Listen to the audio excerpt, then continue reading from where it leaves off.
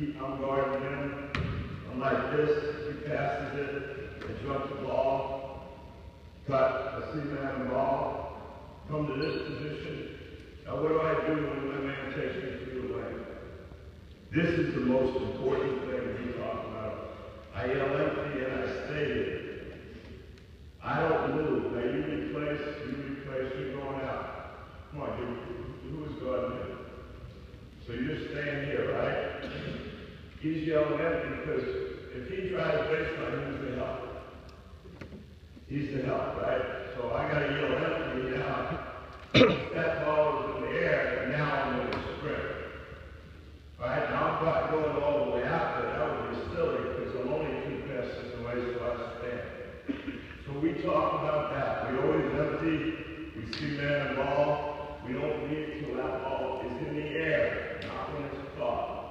And this is really important, especially at North Carolina, right? Course and sideline. You know, of course, we're talking about course and sideline, and I don't empty. And I'm not. There's no help. So we never let our guys go. And 90% of the guys will run with them and they'll run right out to the guy. You know, instead of stopping, seeing man and ball, being in a position where you can help and support. So I want you guys to let's just pass it, hit the wing, and just keep reversing. All right, let's go. Jump the ball. Jump the ball. Hit. Jump the ball. Good. Jump. Good. Hit. Jump the ball. Good. Swing it. That's what we do that.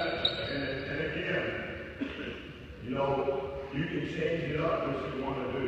The stationary should come first, and then the empty becomes second, the downswing becomes third, and then usually as we get better, after we move the ball around, even in stationary, I'll say play. And they say play, what does that mean? I said, well, we're going to play passing game. Well, what does that mean? And I said, well, passing game means you pass the goddamn ball. And then, 2, if you tell your kids to play, what do? Be honest. They dribble the damn ball, and then everybody else is standing there not like, I'm not saying what to do. So here's what we do. When we yell passing game, we're SMU, 1,300 other college boys. I have to yell, all right, we're doing shelf. So they know guard, they're probably going to pin down. If they don't guard the phone, they're going to probably, make a basket cut, and we're going to replace. And then we might just drill drive at it. But that's the only way I can get my guys to run passing game. How many teams in America now run passing game? You very rarely see anybody, right? When Coach Smith was doing it, everybody wanted to be like him. They all ran secondary break and passing game because the 2 most important coaches coaching the game were Bobby Knight and Dean Smith. And they both ran. Bobby called it motion. Coach Smith called it passing game because he wanted us, we weren't as smart as the Indiana guys. So he wanted us to think pass first. So we teach them, and the other thing is if you run plays every day, you're a team that runs plays every day. Don't you think every time one guy is learning how to run plays? Now if you run passing game, some kind of silly drill like this, they'll learn how to guard. Because the ball's going to move quickly if we do a good job. People are going to replace themselves and set themselves up. So they're always constantly have to guard in different situations that aren't typical of just running a damn play. You can stop practice and play some team that plays 5 plays and work on guarding that play every day. The kids who get pretty good, but if you play 2 nights in a row against 2 different kinds of teams, you're going to be in trouble. So teach them how to play. And if they can guard motion or passing game and guard the ball moving quickly, they'll end up being able to guard plays pretty damn good. I believe it. I might be wrong, I might be heresy of what I'm saying. But I really believe if you give your kids the best chance to be successful, do that. So everybody got this? when you hit, you replace and go through, and I yell empty. The biggest thing is, again, you got to see my ball, you got to jump to the ball, you got to talk. He's yelling empty, but I don't want to leave until that ball's in the air. Right now, what's another thing we can do out of this? Flash pins. A lot of teams set flash pins. Pete Carell, right? Coach Van Grade from Princeton. They probably were so far ahead of the game. They ran a lot of flares. You know, a guy would dribble that shoe, and generally when he pitched it, he was going to get a flare. If they were watching Princeton. It's like, well, how do we go a flare? All right? I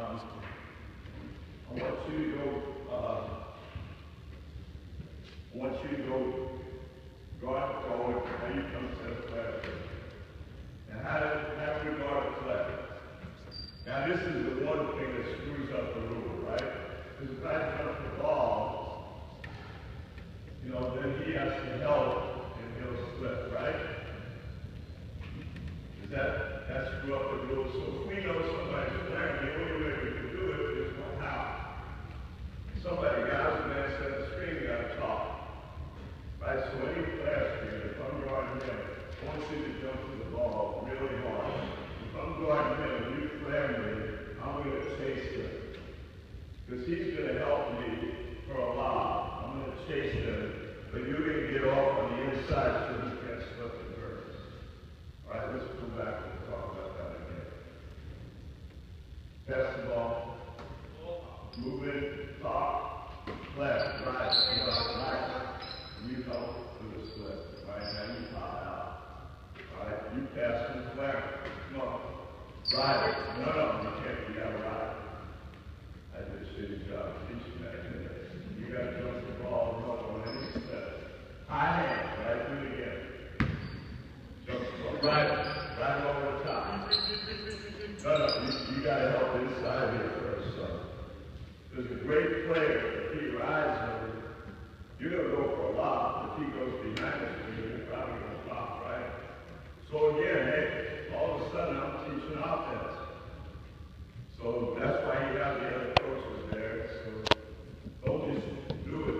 Everybody teaches. So the way we would do it is, again, if I'm riding in and I know a flare's going to pass it, I'm going to ride and then they can curl, and I know my inside that's going to help them.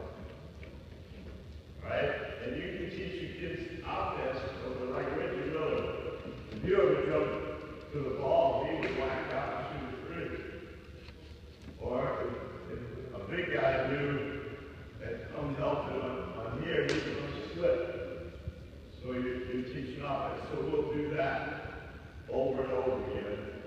And we won't do it every day because everybody that we play against won't run flares, but I guarantee you we'll do it a couple times a week. So we're constantly working on a skill that we want to do better. And Coach Smith always talked about reward an action you want to have repeated, right? So my coaches got to remind me every day when they're 73 years old, Coach, when they do it right, keep telling them they're doing it right. And I think it's really important. Positive reinforcement. You can be the biggest dick in the world and be the man they can tell. But really, at the end of the day, when they do something right, have on the ass, you can get so much more out of doing good things for others. You can't make all the stuff in my life. I try to help somebody, and I hope I will do it enough because I played for the man that cared more about other people than himself. But the more things I find myself doing to help somebody else, I get so much more back in return. And I don't do it that way for that reason, but we were all taught that. So reward an action you want to see repeated, but if they don't do it right, you cheat them by not correcting them. And make sure everyone is listening when you tell them something. Because I know you all, the most frustrating thing for me as a coach is when I tell somebody to jump to the ball and ride them, and then the very next play I got to tell the other kid the same thing. And I can just tell you one thing. One, all of our coaches, we're not doing our job, and two, they're not listening.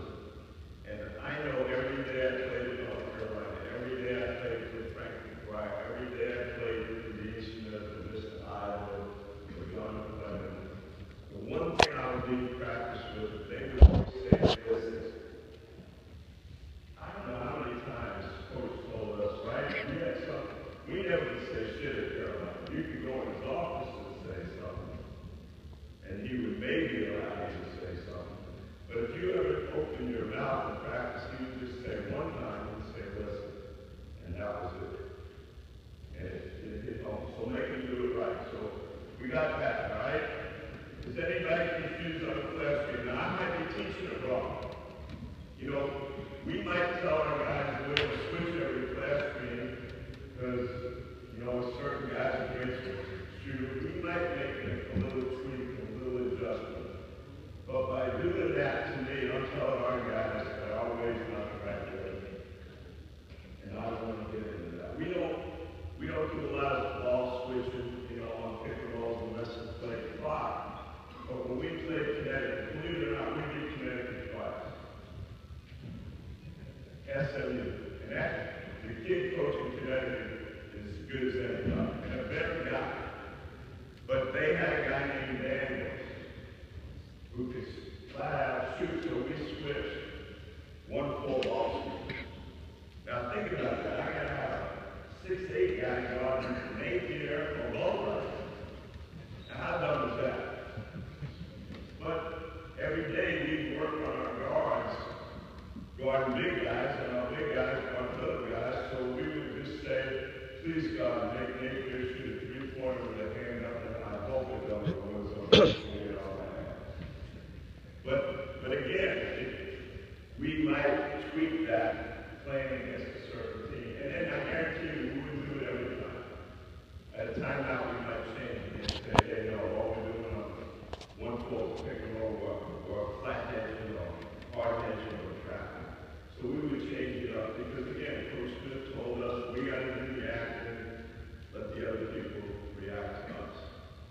All right, now, I'll give you a little. I want you to swing it around. This is stationary. And then when the ball gets on the wing, I want you to drive the ball. All right? Let's go. Swing.